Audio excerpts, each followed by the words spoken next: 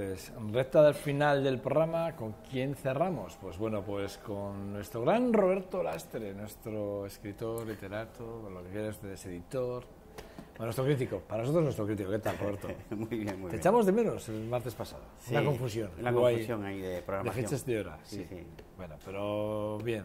Bien. Estamos asustados. Sí, hoy queríamos hablar de esta novela. Margarit Duras. Margarit Duras.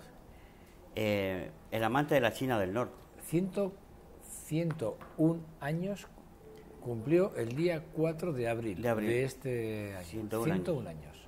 Murió en el 96. Bueno, no es que muriera muy mayor, pero bueno, ya había vivido. Vamos a firmar. Había vivido 80 y tantos años y fue una vida muy intensa.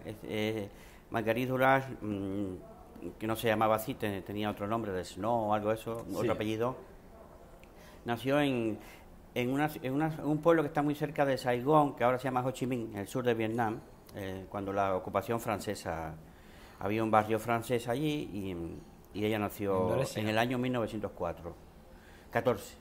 1914. Por eso 14, por los 101 en 2015, eso es, 14. Y entonces, bueno, pues se fue a Francia con 18 años y estudió 3 carreras que a mí me hubieran encantado estudiar. Yo estudié Derecho, ella también, pero después ella hizo Matemáticas. ¿Qué tendría que ver Matemáticas con Derecho? Y después Ciencias Políticas. Se trabajó mucho para las empresas francesas que trabajaban para las colonias de Indochina. Pero empezó a escribir desde muy pronto, en los años 40.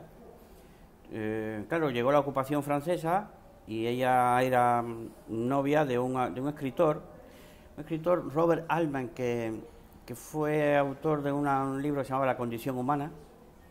Estaban en la resistencia francesa y él fue capturado por las Gestapo y llevado a un campo de concentración en Dachau. ¿Dachau se dice?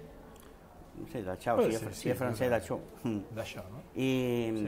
Y ella fue salvada por François Mitterrand, que después fue el gran presidente de la Francia de los 80, y entonces después se dedicó en el año 45, cuando salió su novio del campo de concentración, regresó muy mal y ella se dedicó a cuidarle.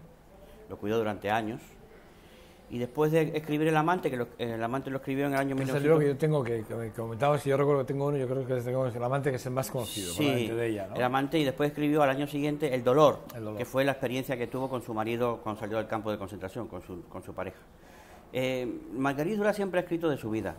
Ha hecho de la autobiografía, bueno, no siempre, porque también hizo novelas, hizo el guión de aquella película Hiroshima Mon Amour, que del año 58, fíjate. Hizo el guión y la película la dirigió el gran Alain Resnais. Esa película la tienes que haber visto porque es un clásico. Bueno, Hiroshima Mon Amour. No sé si la he visto. O Hiroshima Mi Amor. Te voy a decir una cosa, donde tú haces paréntesis. ¿Sabes por qué quiso aprender matemáticas? Pues no. Porque su padre era profesor de matemáticas. Porque su padre. Y se le quedaría esa parte probablemente. Lo estoy leyendo ahora mismo. Sí. Como hay una cosa que estoy leyendo que me sorprende y me gustaría que luego me dijese si es verdad o no, pero su madre, que era maestra, después del fallecimiento de su padre, que murió siendo muy jovencita, tenía 4 años ella, su madre, que también era maestra, tuvo otros 2 hermanos, o sea, 2 hijos más, 2 chicos, 2 varones, y ante una situación económica muy mala, aceptó que su hija se prostituyese, Margarit, acabó. Pues yo no sé si... Fíjate tú, lo estoy leyendo ahora mismo en una biografía quiero decir que me ha sorprendido leer este párrafo, me ha impresionado, cuando lo estaba leyendo, te estaba escuchando y a la vez lo estaba releyendo porque no me lo estaba creyendo, pero sí que dice que después, se dedicó a cuidar las tierras, unas tierras muy precarias que le dejó su marido, y aceptó que, al menos por una vez, su jovencísima hija Margarit se prostituyese, ¿sí? Solo, o sea, por una sola vez, pero lo permitió. Bueno, ella dice, cuando reescribe El amante, que hace en esta segunda novela, en el 91, y ella cuenta como que su madre había desertado de poner orden y de poner y había dejado que los hijos hicieran lo que quisieran. Es decir, ya era como la madre había dicho, bueno, pues No puedo más, yo estoy aquí, yo no puedo ya yo no soy una madre, me siento una mujer sola. De ahí viene, yo creo que una obsesión que tiene Marguerite Duras en todas sus novelas con la soledad y el olvido. Es como si la soledad fuera peor que la muerte, ¿no? Y parece que lo vivió desde pequeña por la propia actitud de su madre o el propio comportamiento de su madre. Y es curioso que ella había escrito ya varias novelas antes de escribir El amante. El amante fue premio Goncourt, el premio más importante de Francia, de las letras francesas, en el año 84. Y pasó como con Hemingway, ¿no? Hemingway había escrito esas novelas, Por quién doblan las campanas, densas, largas, ¿no? Y de pronto escribe El viejo y el mar, que era una síntesis, donde ya podía el autor ser todo expresar todo su talento, ¿no? Pero en síntesis. Y a Marguerite Duras le pasó lo mismo. Es decir, después de ser una autora densa, de filosofía extensa también, aparece con este libro El amante. Un libro que la primera versión tendría 80 páginas, o no recuerdo, pero era muy corta. Y yo siempre lo cuento porque cuando queremos escribir cosas que nos pasan, hay veces que nos hace falta una estructura formal. Es decir, ¿qué estructura va a tener un libro? El libro, yo quiero contar una cosa, pero no puedo contarla así espontáneamente. Siempre hay que buscarle una estructura que ordene la historia y la haga coherente, ¿no? Unida, con una unidad interior, ¿no? Y entonces se puso sobre la cama a enseñarle fotos a su hijo. Sí, fotos a su hijo de cuando ella era niña y joven, ¿no? Y entonces empezó a decir, mira, ahí está esta chica, en vez de decir aquí estoy yo, ¿no? Aquí está esta chica con el vestido amarillo, este es el vestido que más le gustaba a ella, el que más le gusta, siempre en presente. Es decir, cada foto en presente, ¿no? Aquí estoy, aquí está el otro, aquí, pero siempre en presente. Esto es una novedad en cuanto a estructura formal de una autobiografía, porque el narrador va al pasado y lo cuenta en presente, auxiliado de que existe una imagen, una fotografía que ella está mirando y ella está describiendo ese personaje, que es ella misma, ¿no? Cuando empieza a contárselo a su hijo, se da cuenta de que ha escrito una novela y le empieza a escribir. Ella siempre decía que lo mejor de escribir es que uno lo intenta escribir como si de verdad fuera escritor, como si de verdad escribiera, ¿no? Como si algún día fuera a escribir. Así que siempre era un tránsito, era como una prueba. Escribir era una prueba, una meta, un trabajo de Hércules que se hacía para ver si algún día podrías hacerlo, ¿no? Era como siempre una muestra de tu capacidad, pero no tu capacidad demostrada, ¿no? Entonces, ahí hace esta novela que le resulta de una fluidez y una belleza increíble, porque es ella desnudándose desde los 15 años, ¿no? Bueno, a los 15 años, que es cuando ella conoce a este hombre, a este comerciante chino, y empieza a tener una relación con él. En una sociedad moralizante... Leo. Sí, en una sociedad moralizante como Estados Unidos, esta novela no se hubiera podido publicar. Porque tener sexo con una niña de 15 años, eso es un delito, es un estupro. Y eso, en una sociedad moralizante, pues no, pero Francia ya veíamos, ¿no?, que venía de otra, con otros tipos de moral o de límites de la moral más flexibles. Y yo creo que eso también le dio a la novela una relevancia increíble. Es decir, es una mujer que está contando no la historia de una niña cualquiera o una historia de ficción, está contando su propia vida, su propia actividad erótica, amorosa, sus primeras aventuras sexuales con 15 años. Entonces, sí, eso es increíble. Es una valentía, pero bueno, es que yo creo que siempre, cuando escribimos, si hay depende de la pretensión, si hay una pretensión estética, de creación literaria, de que esto es un producto bello, o para el disfrute estético, pues evidentemente tiene que haber una estructura formal, con una poesía subyacente, ¿no? Una filosofía, pero sobre todo una poética, ¿no? Y eso es lo que pasa con El amante. El amante impresionó inmediatamente, y eso que era tomada la vida con alfileres, es decir, hilando foto tras foto, ¿no? Sin demasiada profundidad. En el año 90 murió el verdadero amante, el chino comerciante, murió. El Leo, famoso, sí, Leo, que se llama, sí, Leo en la novela. Sí, ese hombre murió allí, en la misma Casa Azul que ella describe en su novela, y entonces, en el año 91, ella se entera de que ese hombre ha muerto. Y le dolió mucho la muerte de este chino, de su primer amante, y entonces empezó a volver a escribir la novela. No es tomar aquella novela, El amante, y ampliarla, enriquecerla, sino volver a escribir. Entonces empieza a escribirla desde otro... es el mismo punto de vista, ¿no? Es decir, el punto de vista en tercera persona, ella se desdobla en una tercera persona que está allí, sus hermanos, los otros, en fin. Y entonces empieza por ahí en la casa, en esa soledad que ella vivió en su propia casa, ¿no?, de niña, ¿no? Yo creo que es una novela más rica que la anterior, pero yo me quedo con la primera, que es como un cuento largo, un relato bello, valiente, sublime, ¿no?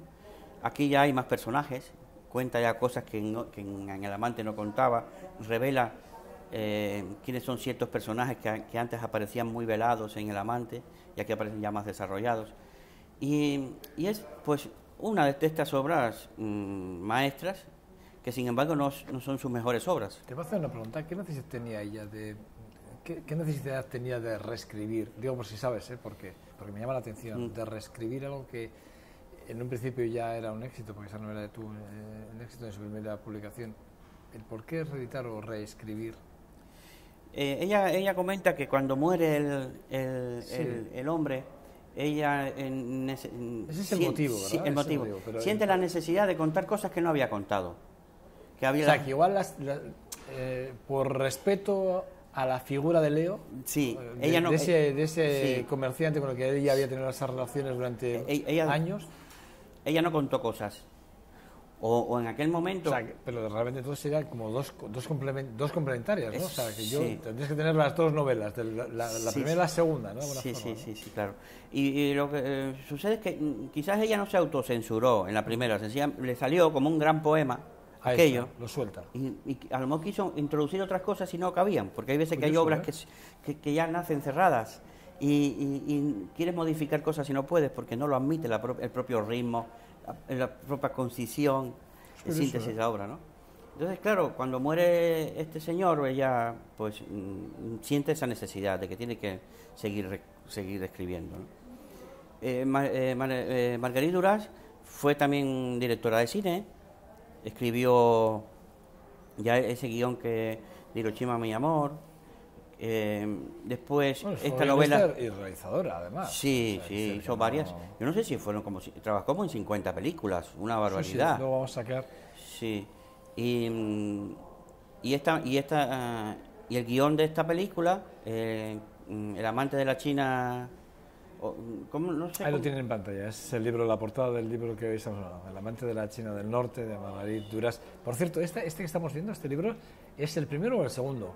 ¿Esta es la reescrita? Sí, la del 91. La del 84 se llama solamente El amante. El amante. El amante. Que es la que yo creo que tengo sí, yo. Luego voy a mirar, Sí. Porque mira, ahora me has puesto los entre largos y me vas a obligar a que yo no he leído... ¿Me has obligado? Yo no he leído mucho, demasiado porque ella escribió 19 novelas, pero yo he encontrado traducidas al castellano pocas, debe haber muchas más, pero bueno, yo he encontrado 3, que me he leído 3 solamente. El amante, esta y el dolor. El dolor es una novela desgarradora donde se muestra ella también como es, una mujer que no tiene pelos en la lengua, no se corta, entonces siempre ha sido muy mordaz, muy segura de sí y también valiente, ¿no? Porque contar cosas sin censura, es decir, mira... Además se pone ella, además que se muestra ella. Dice que, por ejemplo, cuando dice que se enteró de la muerte de este hombre, se acordó de su sexo, del sexo de aquel hombre. Que ya esta es una mujer que en el año 91 está ya en los años viviendo ya octogenaria, ¿no? De 80 años. Estaba viviendo con un hombre 40 años más joven que ella, que era homosexual, pero ella decía que no le importaba porque en el fondo todos los hombres somos homosexuales, decía ella, y que al final no le importaba que el hombre le gustaran los hombres, pues estaba con ella y había sido su chofer y pronto convivió con ella en los últimos años es decir, que era así, es decir, una mujer libre, que siempre quiso hacer lo que la quiso. Vida clarísima. Y entonces, bueno, pues contar estas cosas. Bueno, ha muerto este hombre y he pensado en su sexo, ¿no? Hombre, y lo cuenta, y lo está en el libro, está escrito aquí, ¿no? En la introducción de este libro. Pues así, sin cortarse. Yo digo todo lo que siento, pero claro, sabe decirlo, sabe contarlo, ¿no? Que es lo que una vez hablamos aquí. Quizá no tenga tanta importancia vivir más tiempo o menos tiempo, sino saberlo contar. Me estoy acordando ahora que ayer cuando estuve leyendo hay un artículo que salió publicado, es que no quería decir la fecha exacta porque me puedo equivocar, pero ya hace unos años, hablando de ella, era como una pequeña biografía en el que hablaba del silencio. Y decía que sus mejores momentos, los momentos, no sé, a ver si lo digo bien, los mejores momentos o los momentos más importantes para escribir para ella fueron en el propio recogimiento del silencio, que ella era capaz de estarse semanas sin salir de su apartamento, solo trabajando, estudiando y leyendo. Pues has dado con una clave, porque incluso en su obra utiliza mucho los silencios. Sí, es que ella habla, para ella es como la parte fundamental de su vida ha sido el silencio. Sí. Donde se ha refugiado y dice que pasaba semanas sin hablar con nadie, solo ella, en su estudio, en un estudio, y que no hablaba con nadie, nada. O sea, como solo era lectura, escritura, y comer, dice, para la esencia vital. Incluso llega a hablar, hay un momento en el que creo recordar, repito, lo leí ayer, en el que llega a comentar incluso que retira todo lo que le sitúe en el tiempo, lo retira, o sea, todos relojes, todo lo que le pueda situar, incluso luces y tal, algunas ventanas, para que no le situaran en el tiempo, para que le daba igual, que fuesen las 5 de la mañana que las 3 de la tarde. Una cosa curiosa, una cosa que, bueno, que igual te dice algo más de cómo es ella, ¿no? Cómo pensaba ella, ¿no? Claro, y pudo hacerlo, porque hay quien quisiera hacer eso y tener sus tiempos de silencio y no lo consigue. Porque hay que ser una gran escritora a ver, yo entiendo que eso solo se puede meter una diva, ¿no? Una persona... Sí, ya con la vida hecha, resuelta, con mucho prestigio. Que quiera buscar otras sensaciones. Sí. Cuando murió, la verdad es que fue un acontecimiento en Francia, porque un gran acontecimiento. La admiraban mucho. Y, fue traducida a muchísimos idiomas, pero en Francia era un ídolo, pero también por eso, por ser una mujer de vanguardia, una mujer valiente, una mujer que estaba... Estamos hablando de una mujer estamos hablando que nació en el 14, estamos hablando de una mujer que nació en el 14, que ya tuvo unas experiencias muy importantes en su vida, muy importantes desde una adolescencia, académicamente. Después de todas las penurias económicas por las que pasaron su familia, ella pudo hacer lo que tú has dicho, 3 carreras, y las 3 carreras que te dio la envidia, que te encantaría hacer, aun cuando no tengan relación. Mira, una ya la hemos encontrado, ¿verdad? Dices, joder, es que, a ver, eso te da una amplitud de miras, que decir, es que es eso, decir, y decir, es que, ¿cómo no? Quiero decir, con toda su preparación académica, ¿cómo no iba a tener una perspectiva de la vida diferente a la de cualquier mortal? Claro que sí. Claro que sus experiencias personales, sus estudios, sus conocimientos.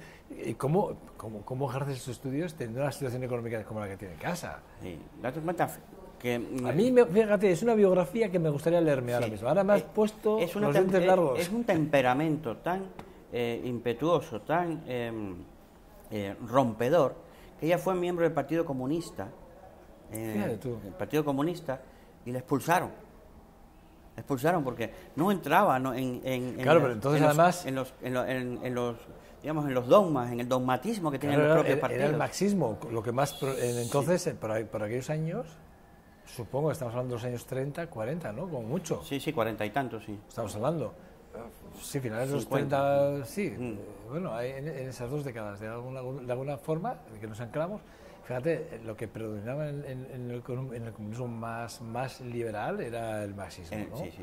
Que era la finalidad... Sí, todos los liberales se iban hacia esa parte, hacia que es la Europa más moderna del comunismo, claro. de la mano. Los socialistas en España tuvieron el marxismo durante muchos años, y en ¿no? Francia había que ser del Partido Comunista para estar para ser del liberal, ¿no? Ahí tenemos a Jean-Paul Sartre, ¿no? También. Por supuesto. Y bueno, pues así. Voltaire, a esta mujer la claro. echaron del partido. Oiga, usted es que... Porque era excesivamente liberal. Era excesivamente liberal. Bueno, una visión muy liberal. No sé, ¿había alguna biografía autorizada? Que yo sepa, ¿Esta no. mujer? ¿No? Que yo sepa, no. Te pregunto porque yo la desconozco, ¿eh? Y digo porque ahora porque que ahora me has puesto los dientes largos. Ella fue desgranándose tanto en su obra literaria que yo creo que no le dio tiempo a ella misma a hacer una autobiografía. Puede ser que exista y lo vamos a buscar y el martes que viene, si acaso te digo. Sí, yo te lo agradecería. Porque puede ser que ya tenemos dos deberes, ¿eh? Sí, ya se me están acumulando. Lo de las cartas... Se me están acumulando. De Flaubert. De amante de Flaubert. Y Luis... sí, de Luisa. Ahora no sé cómo es el apellido. Luis.